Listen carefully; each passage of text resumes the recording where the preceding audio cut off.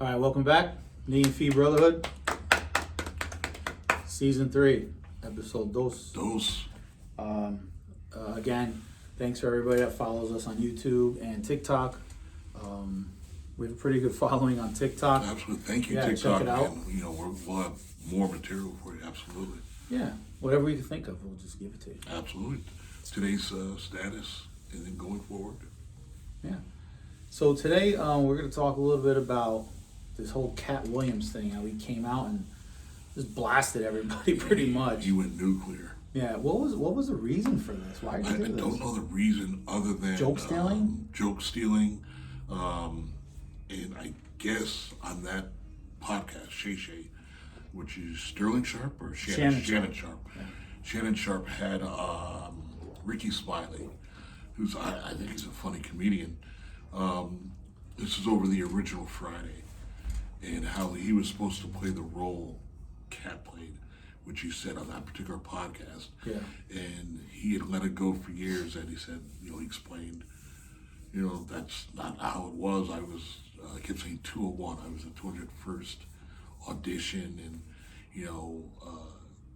the things that was changed were, if you've seen the movie, there's a rape scene. Money Mike is in the bathroom. The guy is out of prison. That's Terry Crews, and he's going to imply that he's going to rape him. And he said, rape isn't funny. You guys know about acting. I know about funny. This isn't funny. And we'll change it around. Which if you've seen the movie, is the pliers thing, and he was, I guess, very angry at Ricky Smiley for implying that that he was going to be the Money Mike instead of playing the thieving Santa Claus. So it went from that to bombing Cedric the Entertainer, Steve Harvey. Yeah, especially Steve Harvey. Originally, they thought he bombed Gary Owens, but Gary Owens was kind of saying he never sold out, meaning that most of his audience is black, and he never sold out to a white audience, blah blah blah, whatever. But it was major, bro. And how that ties in with us is, I guess, like, do you believe Cat? One, and a lot of people do. A lot of people do. Yeah. And have you ever heard of I definitely remember Carlos Mencia and Joe Rogan. They had a big beef. Joe Rogan came on stage. Yeah. And basically, called him out on all his bullshit. Yeah. And you would think that Carlos would stand up for himself a little better. I've seen the clip.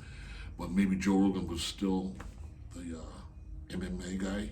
Maybe it was a while back. That was a while back, but got him kicked out of the comedy club there. Pauly Shear's mom owns it, Mitzi Shore, whatever it's called. Yeah, I can't remember that. It's a big one. It's a major. Seinfeld got started there. Leno's done bits there. Yeah, it's an old club. Pryor's been there. Carlin. Yeah, it's definitely a famous one. Is it the Improv? I think I'm not sure. When they said Mitzi Shore, I never put it together till Pauly, and I've seen his stand up. It's terrible. Yeah. So the only way he's getting on stage, in my opinion, is because his mom is who she is. Mommy, can I do 10 minutes? Please, no, go to MTV. Come to Star. What he had? He had like one funny movie. Yeah. I think the first one. Encino Man. Oh, Encino Man. Yeah. I was thinking of the one where the girl takes him in. She goes to college, and he does the entire Pauly skit. Oh, son-in-law or something like that. Yeah. Yeah, he had his. He had his time. Yeah. Yep, he had his time. Yeah. Cat Williams, and then Steve Harvey. All the stuff he said about Steve Harvey. I was kind of surprised. Yeah. Because Steve Harvey just. I think he's funny too. I think he's funny. He's perfect. He never said anything about joke stealing, did he? Not with Steve Harvey. No, he just said about the shit he does. Steve Harvey was just backstabbing everybody. Yes. And then I guess the hairstyle. He said he was bald the whole time. Yeah. Which I thought was funny. Yeah. Family Feud. Yeah. He's like perfect for that though. Absolutely. He's better than anybody else I've seen on there. Yeah. And the only reason to watch him before was the guy from Hogan's Heroes, Richard Dawson. Richard Dawson. That was kiss everybody. You kiss everybody. All the lips. Yeah. I don't know. Did you see the lawsuits on Yeah, that? The story of Family Feud, and how he would make people come on, have herpes tests before guests, so he knew if they were clean. I was like, what about you, you sick bastard? You're kissing like 15-year-old girls on the lips. Oh, Joe Biden. Oh. Joe did that. Yeah. Yeah, but he was classic. Steve Harvey was perfect for that. Absolutely. But if the shit that Cat Williams is saying, it's horrible. Well, the Cedric the Entertainer skit, the car skit, which is definitely the end of his routine on the original Kids of Comedy movie release. Yeah. And they showed it side by side, the driving backwards to the music. Man, it doesn't look good. I was telling Rodney earlier, I saw something where it's Bill Burr. Oh, Billy. And then another comedian. It was a split screen. The other comedian was a newer guy. And they play Bill Burr and this guy telling the same joke. Now, obviously, Bill Burr did it first. Mm-hmm. Word for word, same timing. They were playing at the same time. Wow. And that's crazy. I mean, and they ran one, and then they ran his, Bill Burr? No. Simultaneously. Oh, my God, really? Yes. It was that exact? It was like that. Wow. So, like, when I see stuff any like chance that. You remember the name? No, I could picture him. He was a younger guy, his blonde hair. Damn. Maybe a little long. Mm-hmm. I think he was wearing like a leather vest or something. Wanted to be a cowboy. Nobody big that you know. No, I've never heard his name before. Wow. So when I see stuff like that, I think about being a musician. Absolutely. We're all inspired by somebody. There's nothing original. Right. So when you're writing music or whatever, it's because you're inspired by somebody. Of course, your stuff may sound like that person. Right. But it can't be exact. It can't be exactly what they do. Bro, I'll give you the best one for me, because he's the new thing. Maybe not as much as a year or two ago. Chris Stapleton, Tennessee Whiskey. Then play Etta James, I'd Rather Go Blind. Exact same chords, exact same probably tempo, progression, everything. The fact that the Etta James family, like Marvin Gaye's family, and oh my God, what's the name? His father was in a Small House or whatever. Well, anyways, probably Robin Thicke. Robin Thicke. How they don't sue Chris Stapleton, I don't know. It's exactly the same song. Guys, go look up Tennessee Whiskey, Chris Stapleton, and put on Etta James, I'd Rather Go Blind, and you'll see exactly what I'm talking about. No lawsuit, no nothing. Yeah.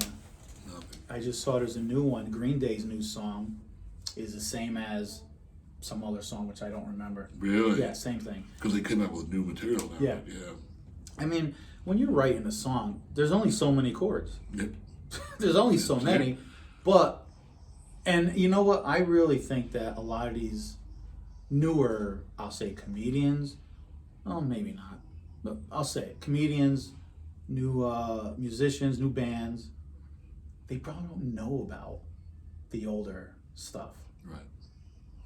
But somebody has to be able to tell them, hey, look, this was done already. Technology is out there. Yeah. You can check, you can fact check yourself. But again, there's only so many chords, there's only so many chord progressions. Well, but you got to change it up somehow. Absolutely, bro. Somehow. But far as what's closer, I think, to Cats and what he's doing with Joke Stealing in the music world is way back in the day. I mean, I think we're both too young to remember it actually, because the band never went anywhere. I think they were called Angel, but they're Southern California. Everybody knew Eddie was tapping and this, that, and the other. Yeah. And the rush to get out. You Really Got Me was a single, and eventually single, then the album came out.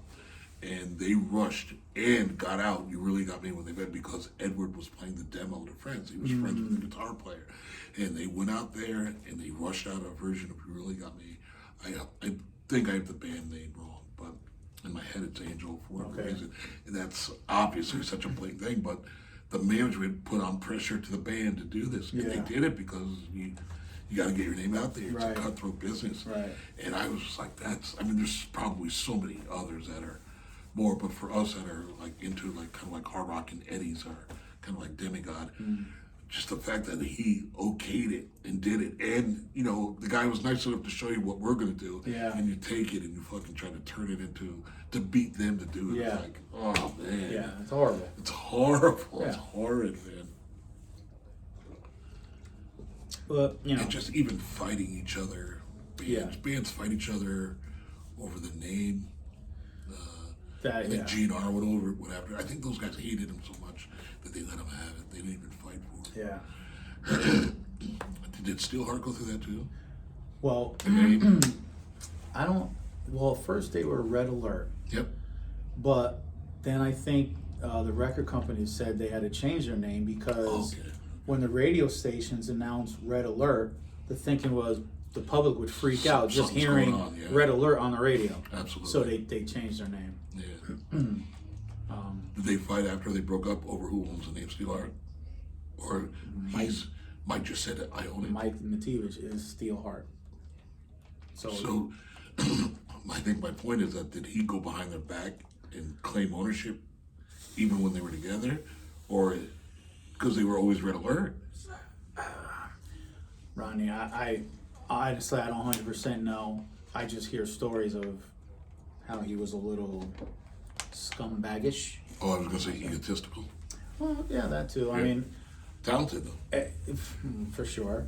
Every time I've ever talked to him, he would talk about himself in the third person. Oh, never mind. All right, he's done. Yeah, he'd be like, "Oh, the kid did this." Like, you're like, "Who's the kid?" Oh, you are. Oh, okay. Now, Oh, okay. I thought he was about Purple Rain Prince. Is that Yeah, the kid. Yeah, The kid. yeah, but he was like that. Yeah, okay. Yeah, a funny story. My dad, this is back then. He was at a bar with some of the other cops. So he says there's a guy there with long hair. Oh, they start talking. Oh, you in a band? And the guy's like, yeah. He goes, oh, my son is in a band. He's like, oh, around here? He's like, you. He says, oh, my son's in Impulse. With Andre and Ray. And he's like, oh yeah, you guys, I know them. He goes, yeah. And he says, yeah, my band. He goes, we're ready to go. We're going to Japan. He's like, oh, great. What band? Steelheart. My father's sitting there having a conversation with Mike for like half an hour. No idea who he is. Out of the loop. Yeah. I was like, wait, what bar was this? It was like some local bar. That was the Villa. Yeah, probably. I was hoping he didn't say like nasty things about Impulse, No. We didn't have any beef with those guys. I mean, Chris Rizzola, everybody's friends with Chris. Anybody, Chris is that guy that if you have something bad to say about him, there's something really wrong. Yeah. with Yeah, Rizzola and Fowler, everybody liked those guys. Yeah. Everybody. They got along together. They were always cool. Did you ever see Fowler's bands that played at Tyrannins or no? Once. He was a drummer once, yeah. Once. They weren't that bad. No, once. Actually, one of my old guitar players was in that band. Oh, wow, okay. Yeah, I remember I went to work and he was there. I'm like, yo, what's going on? And he's like, not Fowler, the guitar player. Yeah. He's like, hey, fuck you, man. Really? You fucking douche. I won't say his name. Don't have to. I don't want to say his name. You know a douche when you see a douche. What a fucking douche. Fowler comes right up and gives you a hug. What's Yeah, going on? I remember when this guy played with us. He was a little skinny, like a microphone stand. Good guitar player, but a little skinny dude. And then when I saw him at Taryn, he was like, Yeah, you got jacked. yeah. Really? Steroid motherfucker. Why? Yeah, I don't know. Now, do you know of any song stealing where you wrote something and you thought you had a deal and somebody took the song and, One of our songs? And just in general, like you personally or just heard of somebody kind of like Nobody I know. putting publishing on something that definitely wasn't theirs. Nobody I know. I know any song that we wrote, we always did the copyright right away. Right. But right away. Song title and music. Yeah. So just in case. Yeah. Because we were playing a lot of places from a lot of people. A lot of people recording. Yeah, exactly. So we always did How much was the copyright then? That I don't remember. You had to send away to Washington, right? I don't remember. Yeah. A lot of things I don't remember. What was the band policy though? Everybody got, or hey, this is my song. This is our band, but this is my song. Honestly, I don't know whose name went on it. Honestly, most of the songs are written by Andre and Ray. So, and then we would put our parts in, Right. but they usually came up with most of like the melody and words, and then they would bring it, we learn it, and then you always add something in there. But how it was sent in, who knows? I don't know. I just know It's a weird thing of the business end of it, bro. It's like, I wrote the song that, let's say, there's interest, but now I got to split it with dudes that had nothing to do with it. But I always had, I think the original Beatles album is not Lennon McCartney. I think it's the Beatles. And then they broke it down to Lennon McCartney later on, which is, fine because the amount of records sold and, the Harrison and Starr not in the poorhouse. But, man. We'll take it on a lower level, take it on something like One Hit Wonder. Take it on something like, not a lot of people know, going back to Hammer, but Jackal had one or two hit songs that MTV played the crap out of, the Chainsaw song and Down on Me. Did you write that or did I write that? On a bigger level, Skid Row. Skid Row could never find a singer. Atlantic Records heard of this guy in Canada, brings him in. Are those Snake songs or are those Sebastian songs?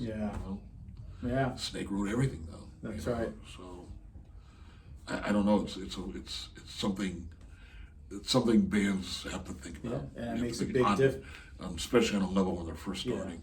That makes a big difference on when the money gets divided up too. Because that's where the anger and the fight is going to start. And I think it was the a bigger level of the Eagles what broke up those guys. It was Fry and Henley.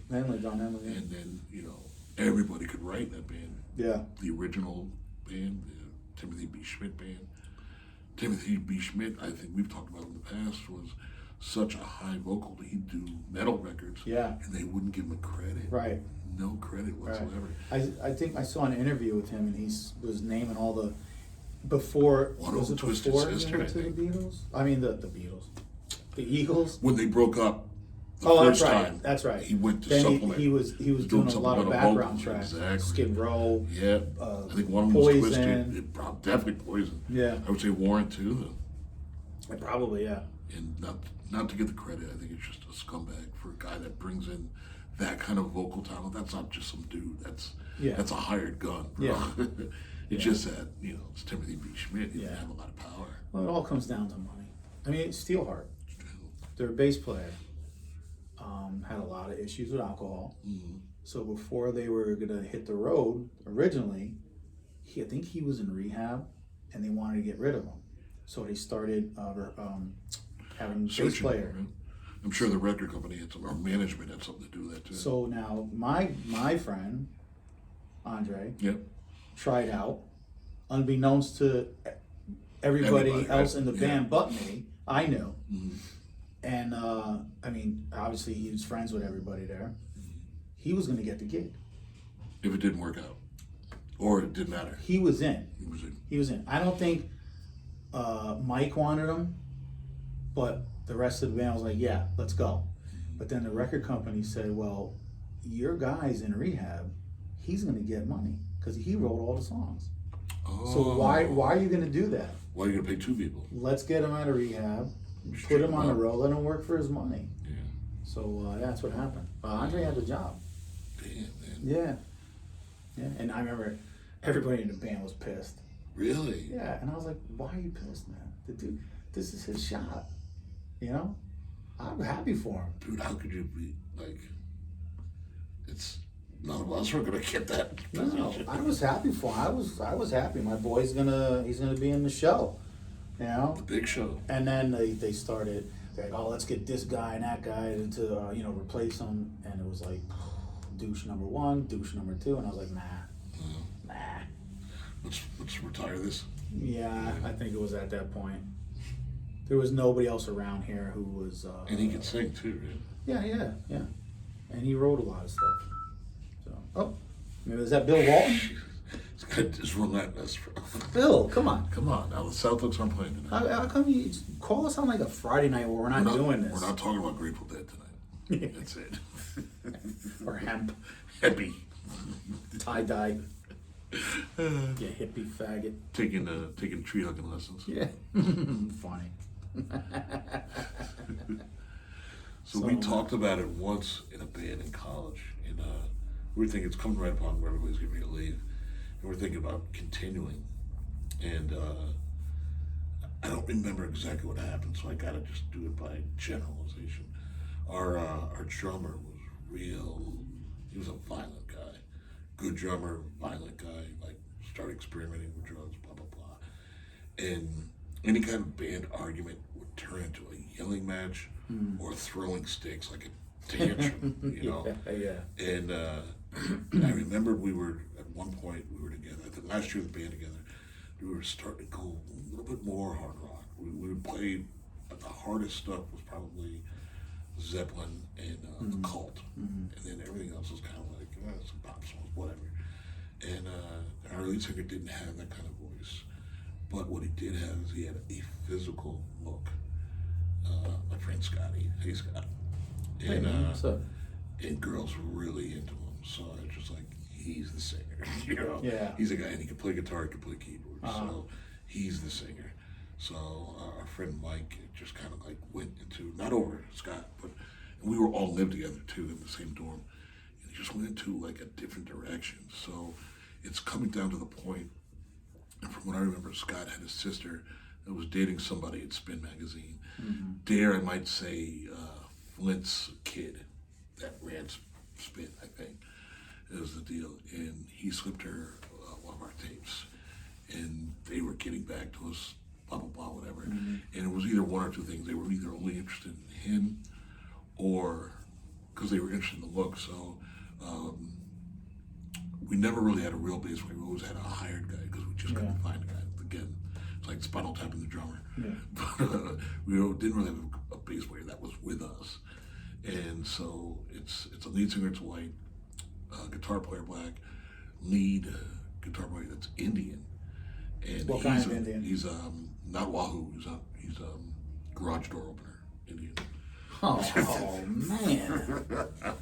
Good guy. Real good guy. Speaking of violent, very, very violent guy. He's an MMA guy. He's he's Indian? typical. Yeah. Indian MMA guy. MMA guy. I will beat your ass. This guy. Put you in a chokehold figure four. I'll give you Tommy's, and he doesn't like to even be called Tommy anymore.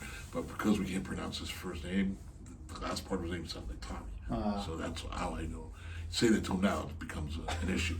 So he, what did he say? He said, so Derek Coleman, there's a fight outside. We're bouncers together. So he's the odd man out because he doesn't have the physical look. And Derek Coleman's, threatening us as bouncers, whatever. So he kind of moves his way to the front. Wait, Derek Coleman was a basketball player. Yeah. Syracuse at the time. Yeah. And he said, Derek, you know me. You know what I do, what I stand for. You could probably, because of the length, could probably punch me in the ass. But what I guarantee you is I will take out both of these and you will never play you will never play NBA ever again. I probably get beat up, but I promise you I'll take your knees out. And it's the only time I ever saw that guy ever back down to anybody. And so that, in a nutshell, is Tommy. So we have other friends that goes, oh yeah, my other friend, he kicked Tommy's ass, whatever, because I wasn't there for that. Maybe he did, because he could be a lot of mouth. So, but he's the other guitar player, and he was into Becker, Friedman, all that shit. And I remember he tried out for the Radiation Ranch in D.C., which was Brian Setch's band, as a 16-year-old. And the story was, even people that he knew I knew down there, that knew of him down there, the guitar community said he would have got the gig, but he was underage, and Brian Setcher goes, you just play too fast, you don't play whatever. And the big hit for that band was Boulevard of Broken Dreams. it's literally the Bryan Center and the Radiation Ranch, and it's a pop song. It doesn't even have any of the Stray Cat stuff in it. He's like, "You're just too good. You're too good." So he was on that level, and I heard the demos he made, and just flying up and down the neck. I'm just like, I don't know, man. I don't know if you want to play in a two guitar band, but this is what we're offering. This is what we are. And he came and joined us, so we had him look, you know, and. They used to make fun of me because I didn't really know how to dress for gigs. So, have you seen my Facebook page?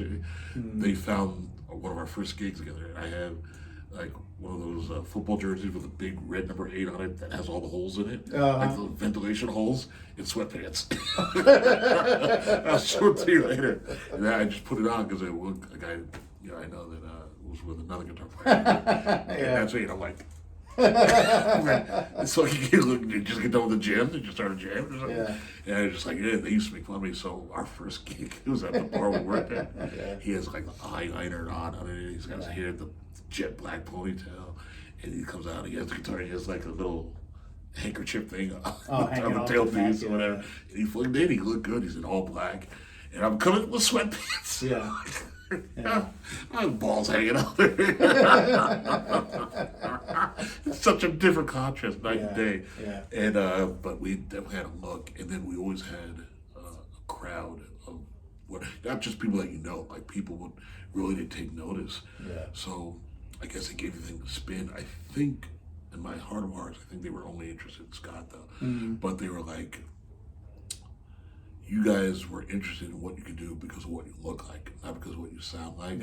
And Scott, from what I understand, or from word got out, shot that down. He was just like, no, we have really good songs. And we just started writing. We did. We had some punk songs that were kind of like good. We had some fast songs. We had a fucking ballad. We had a song called Another Waterfall that me and him wrote together. That I just put together, just something I remember playing as a kid on an acoustic guitar, and he put the chords together, and you know how you come up with something in 5 minutes, and then he just started singing, and I was like, holy fuck, like that moment where you're like, this is the guy, this is the guy, and we had that moment, and that's why I think you're just like, unless you either accept us that we look like, where there were no, you know, other than Living Color, but Living Color was an all black band, you know, Fishbone's all black, 24 Urban Spies, they're all. We're a mixed group, you know. And you're like the United Nations. Yeah, we're the revolution after the revolution, you know, Prince of Revolution, except no girls. And I think he shot it down, and I was like, when I first heard it, I was livid. I was fucking livid. Just fucking take it. We'll fucking blow him away with the songs later. But he was, you know, it's a prideful thing. Like, you know, our songs are good, and that was like our quote-unquote mill shot that we had nothing to do with. Like it's in somebody else's hands. So I was like, fuck, man. Like you don't get those opportunities. It's not going to come around. Dude, your sister is banging the fucking owner. You know, like, let's take advantage of that. Dude, stop pimping out my sister. Before he gets tired of it. Before he gets tired, before he moves on to like one of those hustler bits. It's only so long you could have. Absolutely. But we definitely had the thing where it's like, you know, are we going to give credits to this guy who throws sticks? And the reason why is, see, you're going to think it's like, oh, he's a terrible drummer, but he knows rock and roll all night, but he doesn't know how to play. So we're going,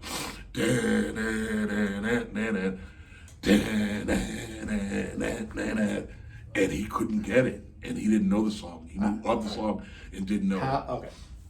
How do you not know that song? On drums, right? Like just fooling around, even like, because I don't play drums, but I like the break is exactly like the guitar break is the drum break. Even if you can't play an instrument, you know. I understand that. And like it became a real thing of frustration. So he throws the sticks and he hits Scott like right on the corner of the eye, right here. And then at that moment, because he was a bigger guy, it wasn't going to be a fight, but at that moment, I could tell him he's out, he's done. It's whatever. It's it's not going to work. And we only played maybe a few more gigs after that, and then the next year we come back, and we never got back together. And he goes off on his drug thing, and the band, the bass player that we had, this kid Timmy, who's on Facebook with me, his cousin is Steve Vai. Unbeknownst to us, told Peter, really? Whitesnake is playing with Kix on tour, and he goes, his relatives get in contact with his relative. Goes, oh, he wants to see you, come down to the War Memorial Uh-huh. tonight like that. And I didn't even know it. And I said to him, so I see Steve I and Adrian Vandenberg on M Street. Marshall Street is where the bars are, where Okay. the campus, you can buy all the campus shit. You walk Yeah, down there. Everything, pizza, everything's down there. And there's two dudes in long leather coats that are like 6'3", walking down the street. So immediately I kept trying to go, holy shit, Steve I. But I didn't realize they said it out like I was starstruck. Yeah. And I didn't even say Vandenberg, and they turned out and smiled. Yeah. And he's like, hey, how you doing? And he was really nice. He goes, I know your cousin Tim. Like, that's the only thing I can say to him. Oh, yeah. And he's just like, are you serious? And he says his last name, and it's like Castellini. He's like, yeah, he's our bass player in our band. He's like, cool, man. You know how to get in contact? I was like, I don't have his number or whatever, but I know where he lives, blah, blah, blah. And he goes, oh, man, I think we're going to drop by there or whatever. I was just like, and I never got the autograph. And I was just like, I know your cousin Tim. Yeah. Yeah. It was just so funny. It was cool. Vandenberg, same thing, really cool guy. Yeah. Really fucking cool guy. Wow, those two guys. Those two guys, yeah, together.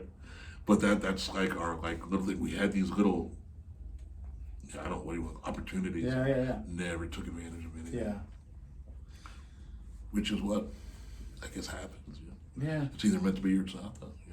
I believe that. Absolutely. I believe that. Because we were gonna, I think we're gonna move together, maybe in Jersey, see if we gig, and then maybe make the big city move, a year or two later. Yeah. Well, Did you guys ever get to that point where we got to get out of Connecticut? No. We played everywhere, but no, I don't think we're at that point. We talked about it before. We got approached by a record company playing a gig in the city, but nah. If we talked about it, I just don't remember. Yeah. I was very young and blah blah blah. But it's nice to think about sometimes. Like, fuck. I wish I could go back and relive it. Absolutely. I would definitely. I think we would all do things big move differently. Would you do the big move? I think at that time Going back in history, going back. I think we would have had to. Yeah. I think we would have had to. Although there was a lot of opportunities in the city. Yeah. So there's still Lemoore's too, right? Yeah. So who knows? Who knows? Now, do you remember, I've asked you this before, I'm sorry to repeat myself, were the bands that were there any talent out there that you guys saw were like, holy shit, we have to step up our game? Yes. Or was everybody really bad? There was a handful of good bands. To remember their names. Well, I mean, visually and musically, or both? Yeah. There was we played at Streets in New Rochelle, which was a big club. Yeah, there was a band called Tabitha. The band they were okay, but their singer had the look. Okay. And he had a good voice. Yeah, the full name, I guess. Yes. Yeah. And he was a good dude. Oh, okay. I have pictures of him somewhere in the archive with me and him. He was a good dude.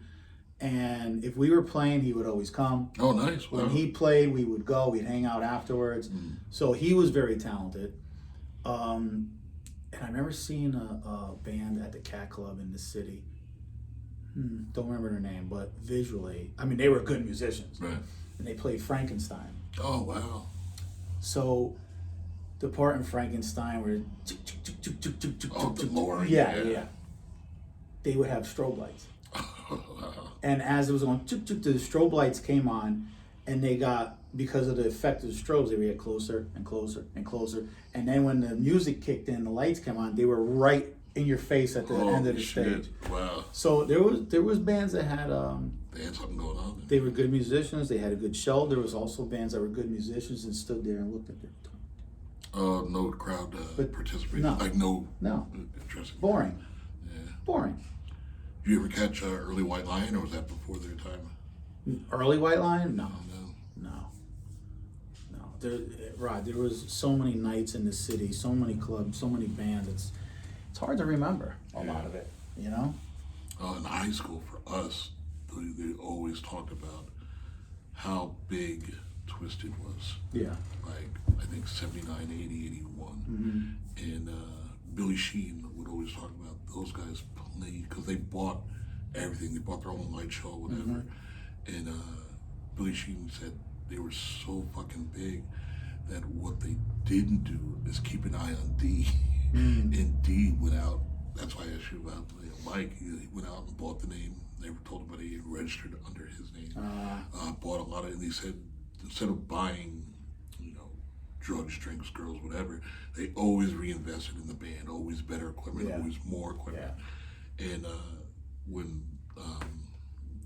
when Zebra was getting looked at, and they were saying this is a band, this is because they fucking right there on Long Island and doing really well, and they would say Randy Jackson, would always say, I don't know why you guys don't pay attention to Twisted Sister. They play from the bottom of Jersey to the top of New York, and they sell out everywhere. Yeah. And that's where Billy Sheehan knew Tallis. He said Tallis was only in upstate New York. If we go anywhere else, nobody showed. Now the crowd was impressed with Billy Sheehan, but if the capacity was 500, there was like 100 people there or 50 people there or whatever. Yeah. But you could get up there in Buffalo, forget it. Like people are fighting to get in. And he said he just knew it wasn't gonna work. It was it was the Billy Sheehan show. It wasn't about Tallis. But he always said Twisted Sister would come up there and people would go fucking nuts because I can't believe you guys, don't go out for management or don't send out demos because it's a waste of time. Yeah. They don't like us, whatever, and they don't like. And then they get management. They go out there and they send them to England where they get spit on. They're calling them girls and getting spit on and everything by a punk crowd. Heavy makeup and everything. Yeah. So they were basically this is it. And then they have the hit album. Yeah. But D had already signed up everything, which is the hatred that they kind of had for each other. And then the drummer died, never even making up with him. Even though he came back to do the tour. He came to one of our parties. They said he was either the bass player or the lead guitar player played on stage at Tyrannus one night. Oh, really? Yeah, because Mike, our big Mike, said, I can't believe this guy's Eddie, whatever that Eddie was. Eddie Ojeda? That's it. Yeah. I think he's the lead guitar player. Yeah, because the other guy's JJ French. Right. Yeah. He said he was really good. He said it's nothing like Twisted. He said the guy really plays really good. He just doesn't do it in that band. Yeah. And they said, again, D goes, I don't want a singer. I want that's what I want. But it's got to be rough, but now you have a hit song out of it, so. Yeah. Sell your soul. I wonder who has the credits on that song. I bet you it's either, because it's JJ's band originally, and then JJ met D. I think that's right. And then everybody else knew somebody in the band. They kind of filtered out who was going to be in, who was going to be out. It became Twisted. But they said they had years of touring that was like, oh, there he is. Right. Well, that just came on by itself? By itself, yeah. Oh, no, it's shut off. Oh. Yeah, something's going on with this light. It shuts off by itself. There might be a heat sensor or something in there. Oh, okay. Yeah, okay, whatever. I was thinking of our buddy upstairs. Oh, yeah. No. Oh, maybe that's what he saw. Yeah. The lights going on and off. Yeah, because this goes on and off by its... Oh, I bet you. Yeah, that's a story for another day. Yeah. We have to do a little more research and investigation on the... Yeah, you can do that right at the library, too. Used. Oh, to see if anybody died there. Yeah. Any crimes, anything like that. Yeah, maybe I think I'm gonna do that. But I bet you that's what he saw. Probably heard somebody next door talking. Yeah, could be. See. And now there's nobody here. I bet there's some weird stuff going on next door. Like, I hope so. Put on the dildo. Oh. We're gonna love it around here. Hey, yeah. Debunked. Ghost story debunked. So I'm watching a movie this morning. Right now I can't think of what it was.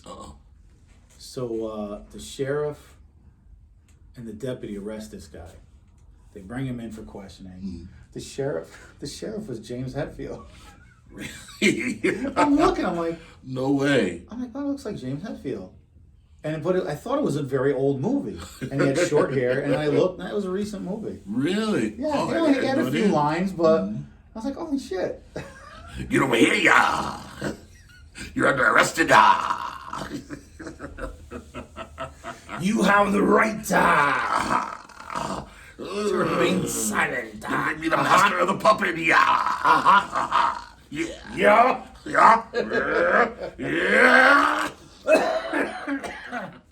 Oh my god. We do love Metallica. Love, yeah. We love. Although I do hear Lars is not a good drummer. Your drummer put him down in his interview. He did. But he did put him down. He did. Basic of the basic. Yeah. Whatever. Hey, you know.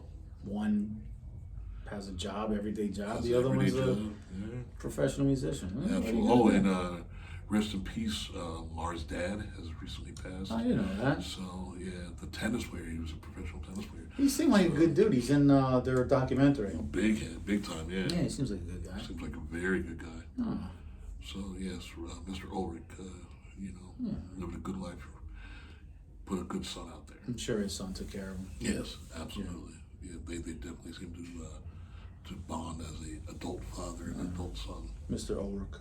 Mr. Ulrich. So rest in peace. And then I was telling you, a friend of mine just committed suicide. Rest in peace. Local for him guy, too, yeah. drummer. Another drummer. The last band he played in was the German Oompa Pa band. Oh, he did one of those, yeah. Yeah. Not easy beats to keep. Yeah. He had a lot of issues. Yeah. Hopefully you're. Pre-rock. Hopefully you're in a better place. I hope so. Yeah. So, yeah, good dude. He could imitate Dice Clay to the T. Oh, that's funny. Yeah, I was crying. That's funny. Crying. Then back in the day, I don't know if you guys remember the Jerky Boys. Yeah, yes. Oh my God, yeah. He would prank call all these effing places. Pizza places and stuff. He would, and had me in stitches, man. Stitches. Those were great tapes. Yeah, they man. were. Oh. Yeah, they were. So he would imitate that too. He would call all these places. So one time, we're at a party. This is back in the day, before any serious women. No cell phones? No cell phones. Thank God. That's how long ago. Thank God. Yeah. So we end up in a room with all the lights off. It was me, him, some of the other guys in the band. There's about 5, 6 of us. And we're smoking some weed. That happens. That's all you could see was the glow. Oh, the pass? That's it. Yeah, gotcha. And for some reason there was no music.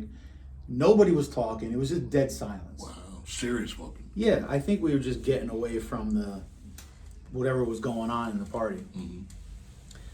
So my friend, out of dead silence, he goes, "Mom, you ever have that not so fresh feeling?" And we laughed for about 45 minutes.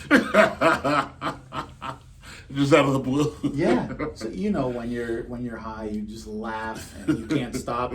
So finally we stop. You're like, your face hurts, your stomach hurts. Like, God, that's funny. Yeah. All right. And everybody starts laughing, and then you hear him, "Mom," and that's it. Another hour of laughter. Oh, that's I funny. will never ever forget. Those that. are classic moments you Yeah. can't forget. Then you Those are great moments. You walk out of the room and everybody's crying, laughing still. Yeah, good times, man. Oh my God. I don't know what brought this up as a memory when you said a dark room. Well, that's what brought it up. But New Canaan YMCA, we're all going to school.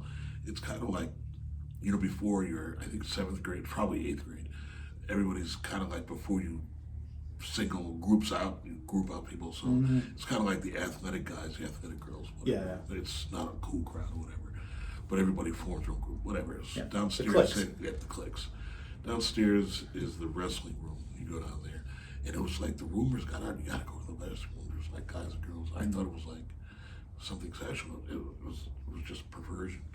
So the girls would go down there, and I don't know what these girls were thinking, because it would be like 12 guys, 7, 8 girls, whatever, and we go over there. And what it was really, guys, it was just, this is a term that it's not mean to fit, but it was always like smear the queer to everything. You turn off the lights and you just go boom after. Yeah, okay. And it's a matted wrestling room. Yeah. Just somebody be in charge of the lights.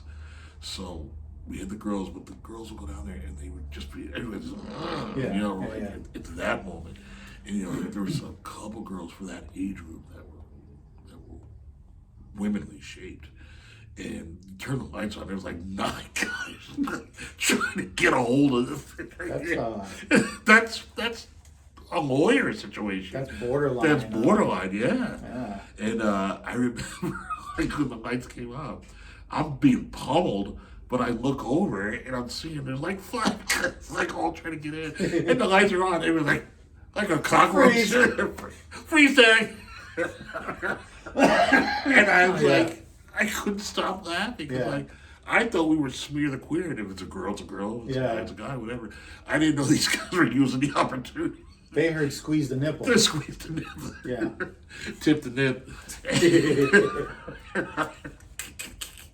Get over here, Susie. And that's what was going on. I was just like, what triggered it though was the shame. They do the walk of shame. So outside is like, I don't know, adults walking by and they're hearing screaming, high pitched screaming. Yeah. They get somebody down there and he opens the door really suddenly. What's going on down here? And he turns on the lights. Yeah. And it's literally like it's Animal House. It's like guys got legs up. There's a girl like this. He was like, because he looks at us and it's like, really, what would your mother say? And I think like the girls took it like, we're just guilty. Everybody walked out with their head down in front of this guy. And he's like, just passing judgment. Yeah. And I'm the one who can't stop laughing. I'm the asshole. Yeah. Like, dude, you want to get in on this? Because some of these chicks are built, man. I think that's my first experience with Under the Shirt. Under there. Investigating. Where is that? The Y? The YMCA. The wrestling room. And there was nobody mad about it. That's what, like, there was nobody upset. You knew what was going to happen, and you went anyway. Different times. Different times, Ralph. Different times. 1980s. And no social media, no cell phones. If that had been on social media, everybody would have been in jail for rape. God. Or if somebody went to their mom, yeah, look. This is what happened. Yeah. Yeah. Because this is what they do. They out themselves. Yeah. For what reason? I don't know why. Such a sad thing. All right. On that rapey note. But that was very. My apologies to my new Canaanites. On my rapey note, when I pop my cherry in the wrestling room. That's what it feels like. Oh. Bet you didn't know about that, Cat Williams, did you? What is this called? An aliola? The alioli. All right. Guys, if you like all the rapey stories. If you like how much we got away with because we didn't have technology. Because we didn't have social Tune in again. Cell phones. If you like it. But what are we doing? We're outing ourselves 30 years later, 40 years later when we on can. social media. When we can. Yeah, there's nobody that I don't remember was down there. Except the one big-chested girl. Whatever her name is. Whatever her That'll name is. go to our grave. Yeah, that definitely goes to our grave. All right, so if you like all this. Scarred for life. Thumbs up. Like us. Subscribe. Comment. Please comment. Yeah. Please tell me what a terrible person I was. Terrible people. At 13. Yeah. Anybody that's watching this our age, you completely understand. We know it's for you've done worse. Yeah, it's for the younger folk. The younger, I identify as 14. Yeah, like my kids, they'd be like, "You're disgusting." You guys out yourselves. Yeah. How disgusting is that? We didn't do it. You did. Yeah, and again, thanks for everybody tuning in on YouTube and all our TikTok family. Did you ever hear of something before we say goodbye? Yeah. This past generation, not the generation coming up, but maybe a generation ago, like saying they wanted to be virgins, but they didn't want to be have the virgin taken, so they did anal, and they still consider themselves a virgin. That is just, is that retarded, or is that me? Or are they, because you're technically still a virgin, but you're in a holiest of holes. It's just terrible. All right, any of our female let us know viewers, what's your thoughts on that? What's your thoughts on keeping your V card but losing it on your A card? Yeah, I think it's a hymen issue. Oh. Like the old Italians, when you get married, remember you're supposed to hang the bed sheet out the window. Yeah. And if there's blood on it, that means that it's showing that your wife was a virgin. Yeah. I mean, there still could be blood the other way too. Yeah, because I think that's a really tight area as well. It should be. I'm hoping. All right, I can't anymore.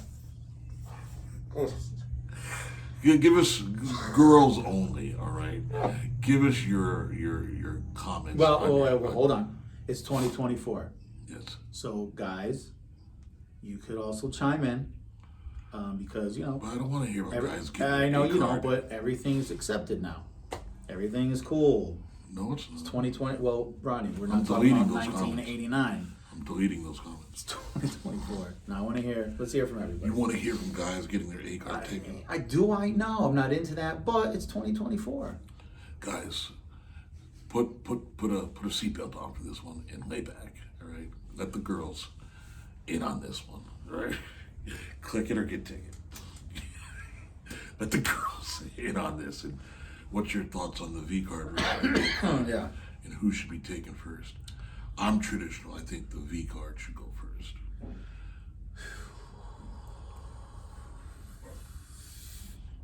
I got nothing else for that. That could be another show. That's another I show. have to think about things, what I can say, Our TikTok, what I want to say. our TikTok subscribers and our Yeah. YouTube subscribers, Yeah. please comment. Yeah. Let us know. Let us know if we were wrong and that it's no longer a thing.